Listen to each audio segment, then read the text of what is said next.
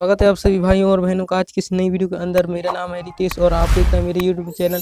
तो आज की इस वीडियो में आपने थंबनेल में ही देख लिया होगा कि हम बताने वाले हैं अध्याय 7 साम्य व्यवस्था, जो आपका केमिस्ट्री का प्रश्न बैंक केमिस्ट्री अध्याय 7 है, उसका जो सभी उत्तर देखेंगे, A to Z देखेंगे बिल्कुल आप। तो फिर वीडियो को अंत तक देखते रहिए। तो हमारा पहला प्रश्न है, पहला प्रश्न जो है आपको इसका स्क्रीनशॉट करते जाइए, मैं उत्तर बता देता हूँ और यहाँ से आप इन सभी को सब जानते ही होंगे, इन सबको हल करना।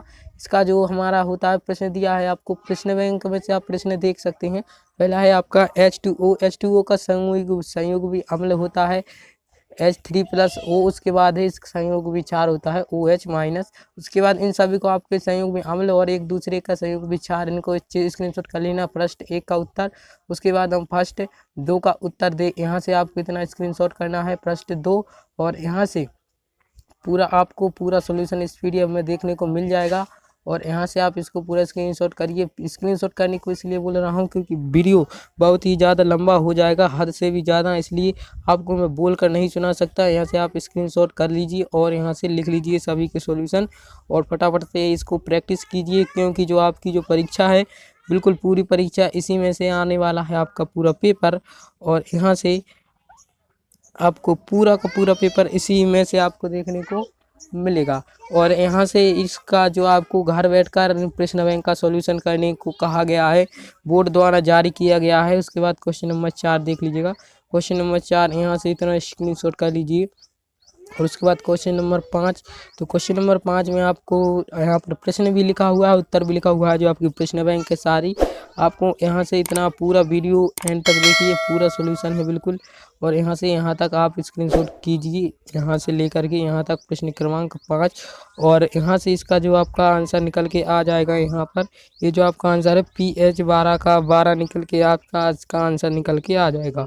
उसके बाद हमारा प्रश्न क्रमांक अगला है संयुग विचार युग्म क्या है, तो इसका जो उत्तर है संयुग विचार युग्म क्या है, इसका जो उत्तर आपको यहाँ से स्क्रीनशॉट कर लेना है। अम्ल क्षारक का वह युग्म है जिसमें एक प्रोटॉन का अंतर होता है, वह अम्ल क्षार युग्म जो प्रोटॉन विनिमय द्वारा बनता है संयुग में अम्ल क्षार युग्म कहलाता है। यहाँ से इसका आप स्क्रीनशॉट अच्छे से उदाहरण का भी ले सकते हैं।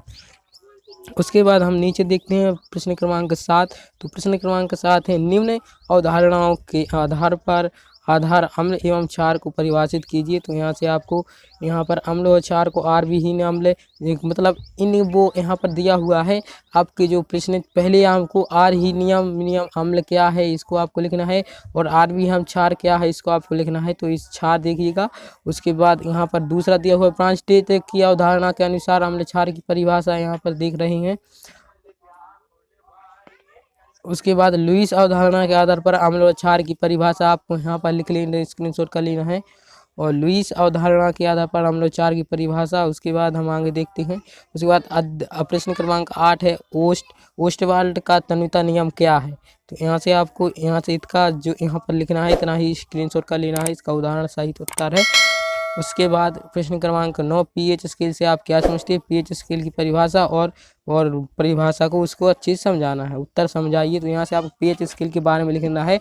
वैज्ञानिक सोरेसन ने पदार्थ की अम्लीय व क्षारीय प्रकृति समझाने के लिए एक स्केल प्रतिपादन किया जिसे पीएच स्केल कहते हैं। इस स्केल में 0 से 14 तक अंक होते हैं। जिस पदार्थ के लिए इसका मान 7 से नीचे होता है वह अम्लीय होता है, एवं जिसके लिए 7 से ऊपर होता है वह क्षारीय होता है। यहाँ से आप इसका चित्र भी बना सकते हैं इसका पीएच स्केल का।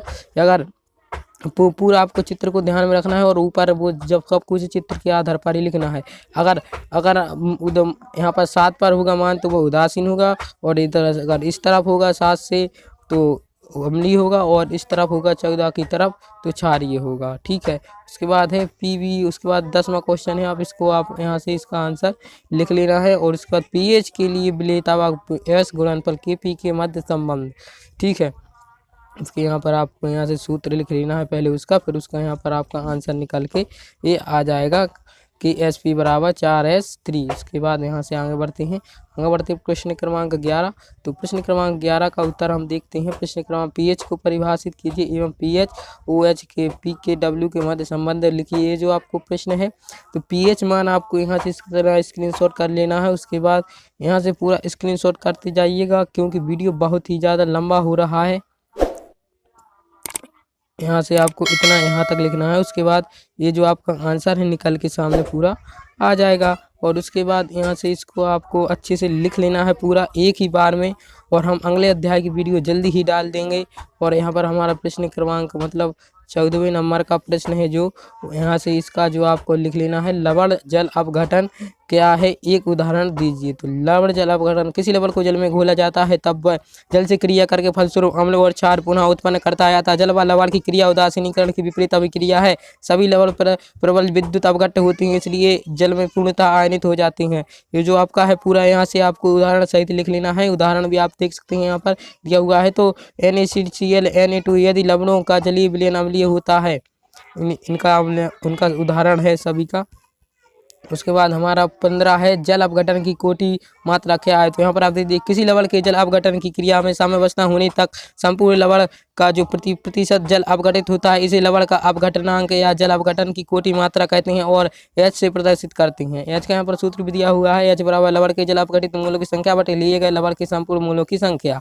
उसके बाद हमारा प्रश्न क्रमांक 16, प्रश्न क्रमांक 16 में आप देख लीजिएगा, विलेयता का गुणनफल क्या है। तो विलेयता का गुणनफल का आप 25 स्क्रीनशॉट कर लीजिए। यहाँ पर दिया हुआ है, देखिए, किसी ताप पर किसी विद्युत अपघट्य के संतप्त विलयन में उपस्थित आयनों के मूल सांद्रताओं के गुणनफल को उस विद्युत अपघट्य का उस ताप पर विलेयता गुणनफल कहते हैं। इसे KHP से प्रदर्शित करते हैं, इसे KHP से प्रदर्शित करते हैं। उसके बाद यहाँ पर थोड़ा आप इसका जो स्क्रीनशॉट भी ले लीजिए इतना, इसका उदाहरण का। उसके बाद हम देख लेंगे सम आयन प्रभाव क्या है।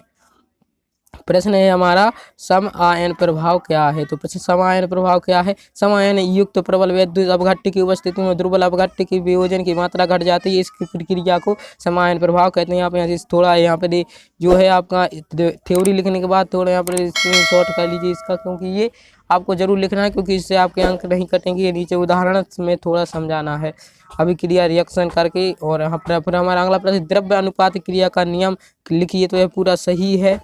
तो इस नियम का प्रतिपादन गुलबर्ग तथा वागी ने सन 1861 में किया। इस नियम के अनुसार स्थिर ताप पर साम्यावस्था में किसी पदार्थ की क्रिया करने की दर उस पदार्थ की सक्रिय मात्रा के समानुपाती होती है, और यदि क्रिया में एक से अधिक अभिकारक भाग ले रहे हो तो अभिक्रिया की दर क्रियाकारी पदार्थ के सक्रिय द्रव्यमान के गुणनफल के बराबर समानुपाती होती है। जैसे कि यहाँ पर आप देख सकते हैं, ये जो अभिक्रिया है, रिएक्शन देख लीजिएगा थोड़ा सा। यहाँ पर जो यहाँ पर रिएक्शन दी हुई है, इसको थोड़ा समझते हैं। इस रिएक्शन को थोड़ा समझते हैं। माना किसी उक्त अभिक्रिया में अग्रिम अभिक्रिया की दर R1 तथा प्रतीत अभिक्रिया की दर R2 है। तो यहाँ से आपको स्क्रीनशॉट कर लीजिएगा। और यहाँ से वेग स्थिरांक है, यहाँ से देख सकते हैं आप, R1 बराबर AB हो जाएगा। उसके बाद या R1 K1 यहाँ पर जो है आपका A और B दोनों में आपका यहाँ पर कोष्ठक में आ जाएगा। उसके बाद जहाँ K डेक्स क्या है, वेग स्थिरांक है, ठीक है। उसके बाद KP और KC में संबंध। प्रश्न क्रमांक 19 का उत्तर आप देख लीजिएगा। उक्त अभिक्रिया के लिए साम्य स्थिरांक देखिए, यहाँ पर KP और KC में संबंध, तो ये आपको पता ही होगा, आपको बनता भी होगा। ये जो मैंने ही लिखा है पूरा सही आंसर है। यहाँ से आप इसका स्क्रीनशॉट कर सकते हैं। इसको आपको समझना है तो मैं इसकी अलग से वीडियो बना दूंगा। और यहाँ से आपको यहाँ तक स्क्रीनशॉट कर लेना है और यहाँ से आपको लिखते जाना है। स्क्रीनशॉट कर लीजिए। वीडियो बहुत लंबा हो रहा है और मैं नहीं चाहता आपका टाइम खराब हो, क्योंकि ये सब आप जानते ही होंगे। उसके बाद यहाँ पर इस समीकरण को प्रतिपादित हो जाएगा जो आखिरी में आपका KP बराबर KCRT डेल N में डेल बराबर डेल N हो जाएगा। उसके बाद यहाँ पर समीकरण KC व KC में संबंध प्रदर्शित करता है जो समीकरण है, ठीक है। उसके बाद है हमारा अगला प्रश्न क्रमांक 20। तो जो ये लास्ट हमारा क्वेश्चन है, इसका प्रश्न है जो हमारे लिए सातालीय का नियम लिखना है। और उसके और उसमें नियम लिखते हुए हमें ताप का प्रभाव, दाब का प्रभाव और सांद्रता का प्रभाव बताना है। तो यहाँ पर हम देख लीजिएगा, पहले ये अभिक्रिया है, इस अभिक्रिया को आपको प्रश्न में ही दिया है। उसके बाद ले साताल्य नियम देखिए, किसी नियम के इस नियम के अनुसार यदि किसी निकाय की साम्यावस्था पर उसके साम्य को निर्धारित करने वाले कारक जैसे ताप या सांद्रता में परिवर्तन कर दिया जाए तो साम्यावस्था उस दिशा में अग्रेसित होती है जहां कारक में परिवर्तन का प्रभाव निरस्त हो जाए। उसके बाद है यह नियम भौतिक एवं रासायनिक दोनों प्रकार की साम्यावस्थाओं पर लागू होता है।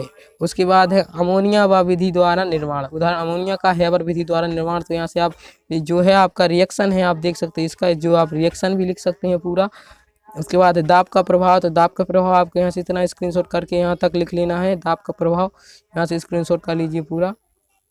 उसके बाद हम आगे बढ़ते हैं। आगे है ताप का प्रभाव, तो ताप का प्रभाव आपको यहाँ तक इतना लिख लेना है।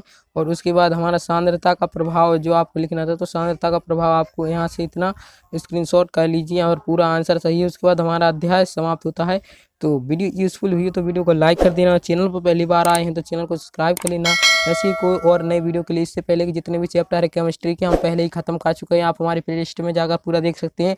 और आपका फिजिक्स और केमिस्ट्री का जो और फिजिक्स का है उसकी भी हम सॉल्यूशन तैयार होने वाला है पूरा, तो आप उसको भी लिंक डिस्क्रिप्शन में सभी की, तो आप वहाँ से चेक कर लीजिएगा, एक बार डिस्क्रिप्शन में जरूर देख लीजिएगा। उसके बाद वीडियो समाप्त करते हैं। Thanks for watching.